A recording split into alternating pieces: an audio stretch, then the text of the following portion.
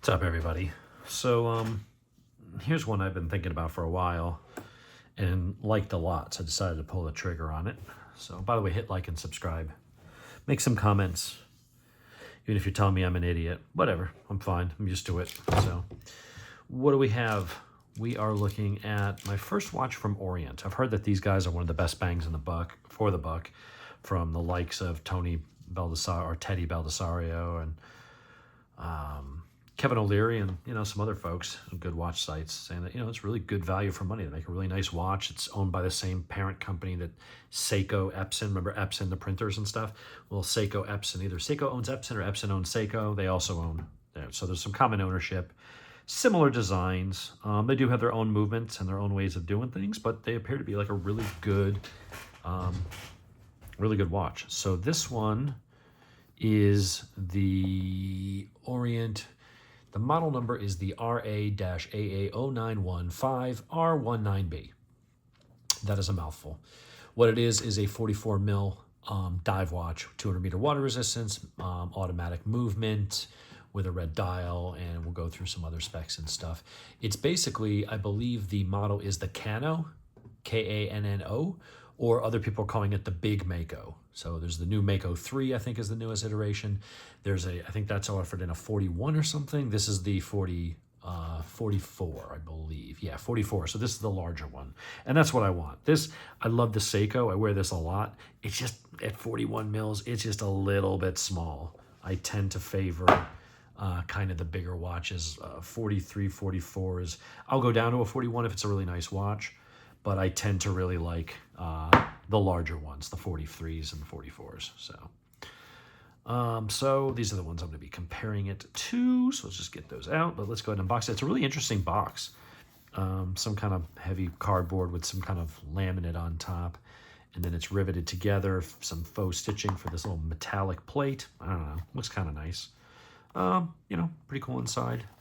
I have already taken this out and sized it. Took all the protective stuffs off. Comes with a pretty detailed manual and tons of different languages. There you go. That's the model number. That whole thing I rattled off before. If you want to pause it right there, that's what it is. So this seems to be a pretty nice watch. Let's take it off the pillow. And so I've already sized it to my wrist. What I like about this, what drew me to it, is the dial. And that's one of the things, as I'm watching a lot of Kevin O'Leary's videos, he doesn't, he buys expensive watches because he wants the quality and stuff, and he wants the investment in a lot of them. But just for fun watches, he's a dial guy. The dial makes or breaks the watch more than sometimes the brand name to him. So, and I was thinking about them like that. That's the piece you're looking at.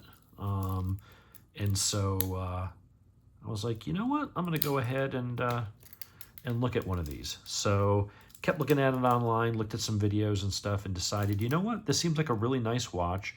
It's basic, just a basic dive watch. Unlike the Seiko, you can say, well, the Seiko is maybe a little bit of a step up. I don't know.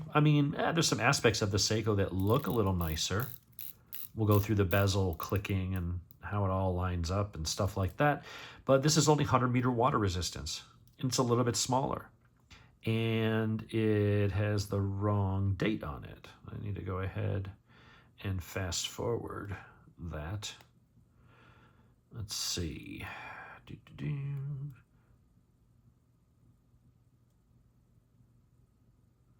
So I have to reset it in the morning, but in any case, so what we've got is a slightly larger version. This is not a screw down crown. This one is. So this one ups the water resistance to 200 meters. So I would say this is more of an actual dive watch as opposed to this being a dive style. This is 100 meter water resistance. Invicta says theirs is the ProMaster Dive from Citizen, which is a fantastic and just gorgeous watch. Also more than double the price of the Orient, has screw-down crowns on the chronograph and that, so that one's got much better water resistance. And even this little $50 Casio Duo is a dive watch. It has a nice working bezel, it has decent lume, and it has a screw-down crown and 200 meter water resistance. So the Orient is actually a step up. This I paid like $220 or $230. This one is about $186 on Amazon. Similar bracelets, similar designs, similar rushing. Honestly, I'm looking at these two, and if you were only going to buy one, I would say, well, if you like Seiko and you want the open back, the exhibition style windowed back of the case, although you don't get to enjoy it as much when you have a bracelet, because you can't lay it down flat on the table because this kind of gets in the way, so you have to kind of look at it from an angle, and it is kind of small, so it's not as nice as looking at, maybe the Pagani. But if you want your day, your date, and your time with a second hand in an automatic movement, this is really nice. I have the bracelet on it because it's a decent enough bracelet. It isn't pinching or pulling any hairs. I was able to get it adjusted. I took out 2 links on that side, 1 length on this, and then I can adjust further with the micro adjust if I need to. And if for some reason I wanted to move it out, I could take another link and move it to that end. But right here, it's just snug enough. But for some reason I put on weight, or I was retaining water or something like that when traveling or flying, I could go click and just move it out 1. It isn't as nice as the Citizen, which lets you adjust and do your micro adjusts without any tools. And you can just do it on the fly while you're wearing it. So that is a little bit nicer. And it is a, step up and watch and eco drive and all that kind of stuff. But that is a beautiful, especially when you get out in the sun, that red, that pattern that kind of moves around and shimmers. It's a really beautiful watch. And one thing I'm thinking about doing is, I've got a bunch of these with, bracelets, and the bracelet's certainly fine. The bracelet will be waterproof, but you will scuff them up. They do scratch, even on just a table. You don't have to sit there and rub it on anything really hard, just dirt, grit, sand, anything like that that might be on the table. You will scratch up that fine finish, and it does it on the Citizens as well. They're very easy to scratch and scuff up when your hands are here and you drag across the table. A little piece of dirt or grit, you might not even notice. You might not even feel it with your hand, but it goes and scratches into it. So I do like the NATO straps, and I was like, ooh, you know what? That could be a really cool.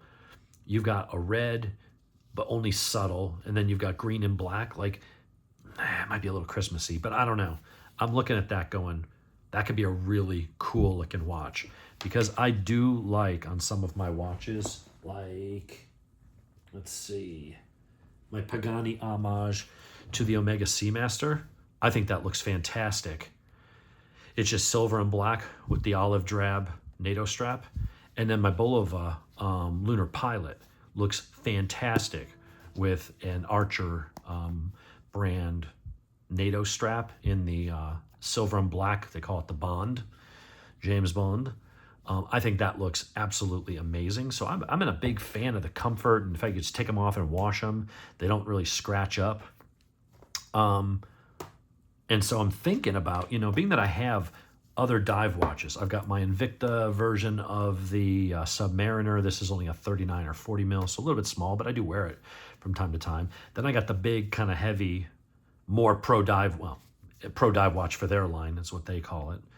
And that's a really nice watch. And I've got my Seiko, and these have all got the bracelets on them, but I'm like, you know what? That might look really good with that. It would take a little bit of the weight off. It'd just make it more pliable, soft, less likely to pull out any hairs. I wouldn't be scratching the hell out of it on things. And if I want a bracelet, then I've got these other ones. I don't know what y'all think, but I think that could look pretty fantastic. I think that's a really cool color combo with the red highlights here, setting off the red on the dial, the black ties in, and then the green's just there. Maybe a black and red one without green might look a little bit better. I'm 100% sold on the green, but that could be an interesting contrast. So I may play around with that later. But the specs on this 44 mil dial, I believe it uses 22 mil lugs. It is 13 millimeters thick, so not overly thick. And should be fairly accurate. I mean, they seem to it's been holding the time overnight, so Orient has a decent movement. It's nothing fancy or crazy, but it's known to be reliable, serviceable, and all that. Just a simple screw-on case back and screw-down crown. So it's kind of basic and kind of minimalist for a diver watch. It's not anything crazy or extravagant. It really isn't as fancy as something like that. But that's also very busy and you can't really read some of the stuff. I mean, it's a nice watch. People do go, ooh, that's a nice watch. Let me see that. But at the same time, like, I don't know. I feel like they're almost the same, almost like the same watch. You know, they're a little bit different. The blue is very nice out in the sun. It does make it pop a little bit, but not the way that iridescent blue does. This definitely shines up more. And this thing in the sun is like, whoosh, I mean, it really comes alive. You're not really getting that starburst effect here. You get a little bit of it. But when you compare that to the Seiko, you get a little bit. So I think that's a beautiful watch. I can see me wearing that. I may actually end up wearing that more than the Seiko. I have been wearing the Seiko around because I know it's a good watch. It keeps good time. It's very well made and it fits nice and it's comfortable. But it is just a little bit small. So that's where I was like, ooh, maybe here's the 44. I've been looking for 44 mil dive watches that don't break the bank, that you know, use a decent movement. And that could definitely be the one. So I'm going to wear that. I'm going to take this and put this strap on and just, giggity, just see if the NATO strap looks a little nicer. But even if it doesn't, I mean, it does look pretty similar. I mean, you can see the family resemblance here. The finish is slightly different. And, you know, these links are a little bit different. But when you look at the clasp, I mean, there's definitely similarities here between the Seiko and the Orient. So some people prefer the Seiko. Some people prefer the Orient.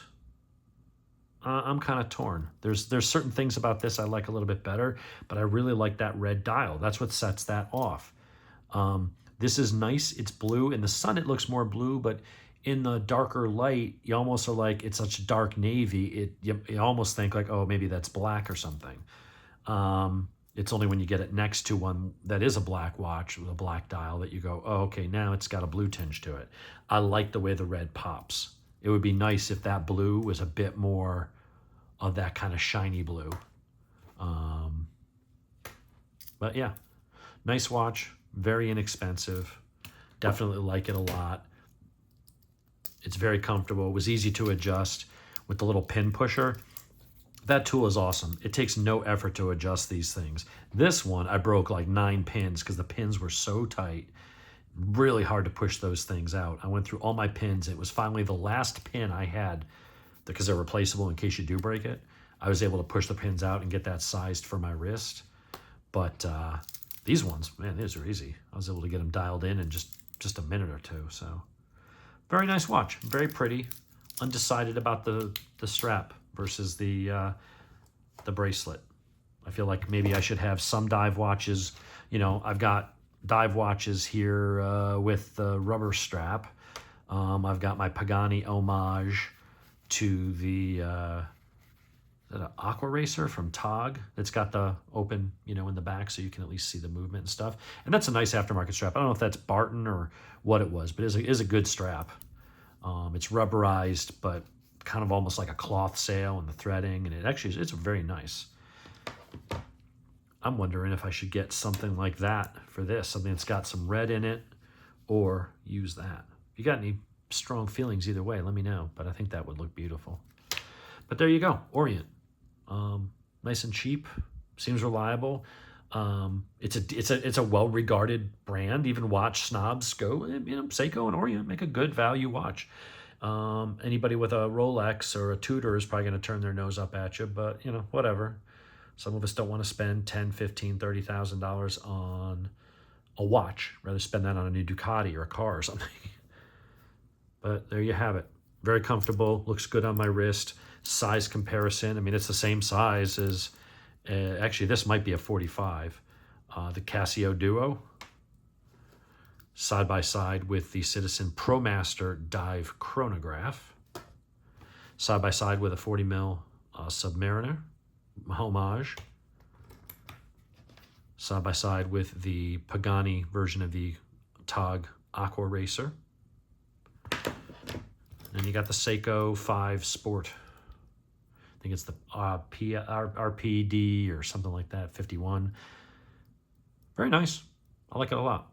So I'm going to sit here and deliberate and go back and forth on whether I want to take the band off and put on the strap. But there you have it, folks.